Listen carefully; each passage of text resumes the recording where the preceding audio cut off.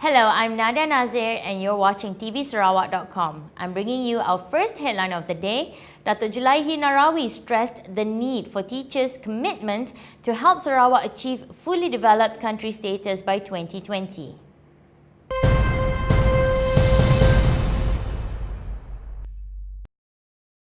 Datuk Julaihi Narawi, who was speaking at the opening of Sarawak Teachers Union 22nd Biennial Delegates Conference, stressed the need for teachers' commitment to help Sarawak achieve fully developed country status by 2020.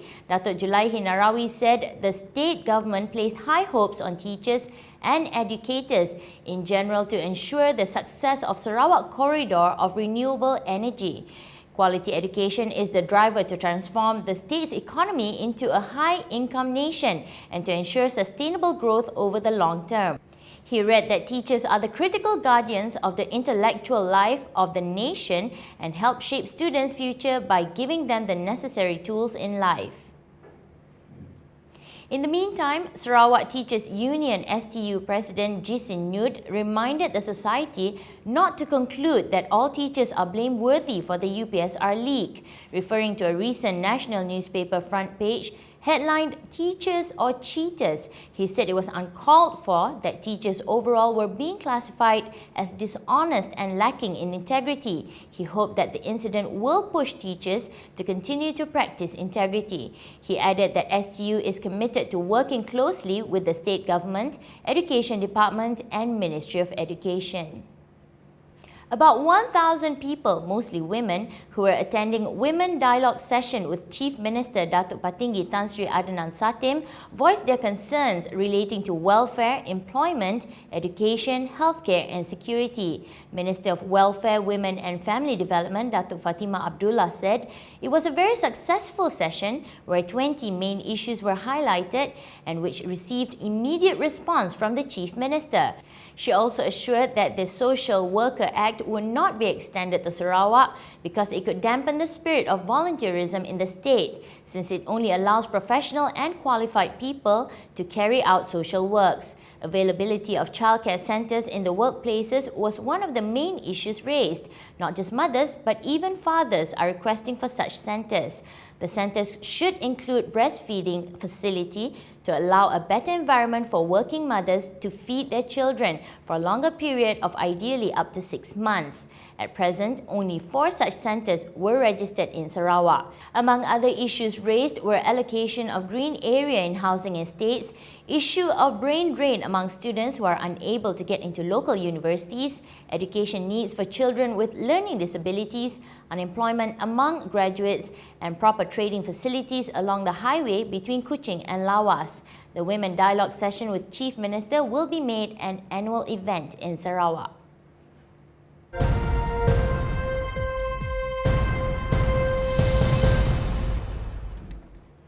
And now on to the regional front. The Selangor Palace, through its private secretary, Datuk Muhammad Munir Bani, has confirmed that the new Menteri Besar of the state will be sworn in on Tuesday, September 23rd at the Istana Alam Shah. He, however, declined to reveal the name of the new MB. The Sultan had ordered on August 26 that the parties within Pakatan Rakyat, DAP, PKR and PAS submit more than 2 names each as possible candidates for the new Menteri Besar post. His Royal Highness had earlier postponed accepting the resignation of Tan Sri Abdul Khalid Ibrahim as Menteri Besar until after the process of appointing his successor was completed. However, both PKR and DAP maintained that they wanted PKR President Datuk Sri Dr. Wan Azizah Wan Ismail as the sole candidate for the post. Malaysia welcomes ASEAN agreement on transboundary haze pollution. Natural Resources and Environment Minister Datuk Sri G. Palanivel as well as environmental experts see the ratification as reflecting Indonesia's seriousness in wanting to tackle the cross-border haze caused by forest fires and hence strengthen bilateral ties with Malaysia and Singapore, which are badly affected by the haze. Indonesia's parliament voted on Tuesday to ratify the regional agreement 12 years after the government had signed it. The cause of the pollution was the slash and burn clearing of forests in Indonesia to prepare land for planting of crops, particularly oil palm. Moving on, Works Minister Datuk Fadilah Yusof said that work on 7 new highways will start next year, offering jobs worth 20 billion ringgit for the construction sector. This will also fill up the order books of construction companies that have been waning following the tail end of the 23 billion ringgit Klang Valley Mass Rapid Transit MRT project. The 7 highway projects are the 1.18 billion ringgit Duta Ulu Klang Expressway extension, the 5.04 billion ringgit West Coast Expressway from Banting to Taiping, the 2.5 billion ringgit Kinrara Damansara Expressway, the 1.5 billion ringgit Kuala Lumpur Outer Ring Road, the 4.18 billion ringgit Damansara Shah Alam Expressway, the 4.3 billion ringgit Sungai Besi Ulu Klang Elevated Expressway, and the Serdang Kinrara Putrajaya Highway.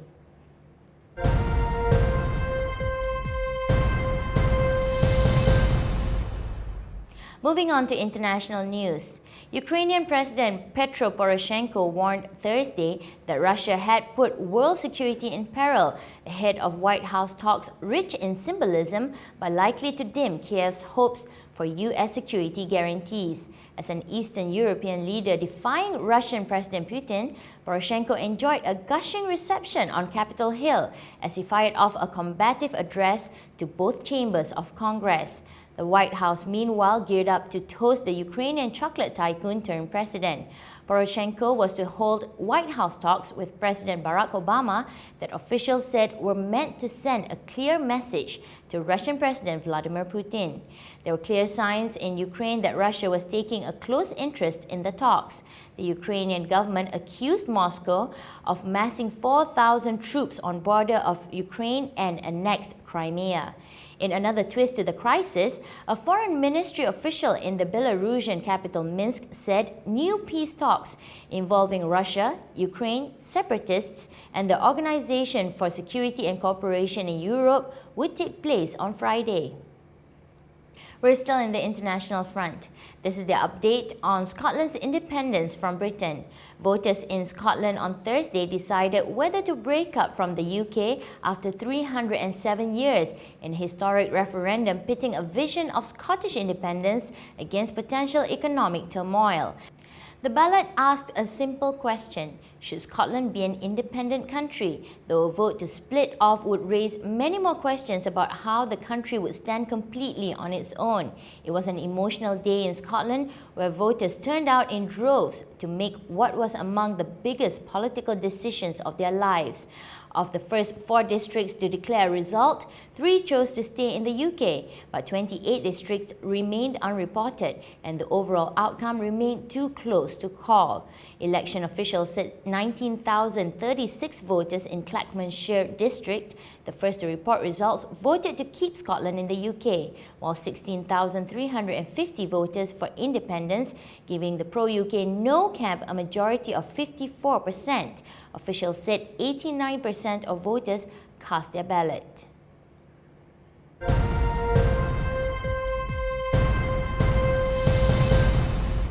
Moving on to sports, Everton FC made a winning start in Group H thanks to a 4-1 triumph against VfL Wolfsburg that was far from as comprehensive as the scoreline suggested. Roberto Martinez's men gained an early advantage through Roberto Rodriguez's own goal, and they made sure of the points either side of the break via a Seamus Coleman header and a Leighton Baines penalty. Kevin Mirala's late fourth added a flattering gloss to the scoreline before Rodriguez finally got the better of a busy home goalkeeper, Tim Howard. For both clubs, this was their first taste of European competition since 2009-2010, and the two managers stated their intent by sending out unchanged teams from their most recent domestic assignments. The Royal and Ancient Golf Club has agreed to allow women members for the first time in its 260-year history. The R&A, which is the historic home of golf and the game's governing body outside the US and Mexico, belatedly conceded in March that the time had come to vote on whether to accept women as members after years of mounting pressure. Its 2,400 all-male membership had been urged by Club Secretary Peter Dawson to do what's right for golf in the postal vote, making the outcome far easier to predict than the other ballot that day. They voted overwhelmingly to back a change to the outdated rules, and the RNA will now approach 15 women already identified as having made a large contribution to the sport to be fast-tracked through the application process. German cyclist Jens Voigt just set a new world hour record. In 60 minutes, he rode 51.115 kilometers. It was an amazing achievement. Voigt just turned 43 on Wednesday, and he retired from pro cycling after his record ride today. He beat the previous mark of 49.700 kilometers set by Ondřej Sosenka of the Czech Republic in 2005 in Moscow by 1,415 meters.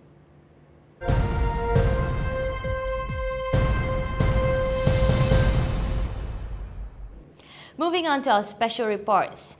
Apple decided to roll out new privacy protections for iPhones and iPads with a new system that makes it impossible for the company to unlock a device even with a warrant. Apple's privacy terms updated late Wednesday indicate that under its new mobile operating system, the iOS 8, the company will not have access to customer passwords, users' personal data such as photos, messages including attachments, email, contacts, call history, iTunes content, notes and reminders is placed under the protection of their own passcode.